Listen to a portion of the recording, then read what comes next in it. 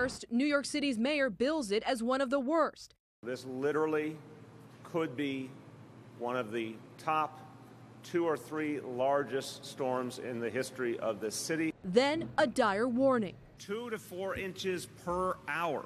Thousands of flights canceled, public transportation stopped, including a closing of the city's massive subway system. Places like Times Square looking more like a ghost town. But by morning, Better safe than sorry. 2 feet of snow would have paralyzed this city. So we did what was necessary to keep people safe. praise from some. It prevented what could have been more problems. It's better to be on the cautious side, I would say. Others not so positive. Predictably, some tweeted out snarky responses, calling the blizzard of 2015 a hashtag snowfail. This twit pic poking fun at the storm. Well, when you're dealing with 5 to 8 million people, you have to move early.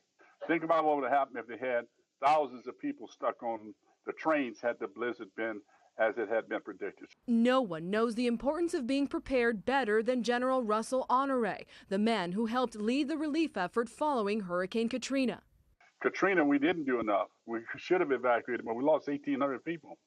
So they just got to deal with the criticisms and that they might have done too much too early and move on. He points to last January when just a couple of inches of snow and ice paralyzed the Atlanta metro area. Hundreds of drivers stranded for as much as 24 hours. Some children forced to sleep at school after roads turned into ice rinks. State and city leaders took the brunt of the backlash. That long delay and stalling of traffic was hard on everybody, and it is for that I am most apologizing.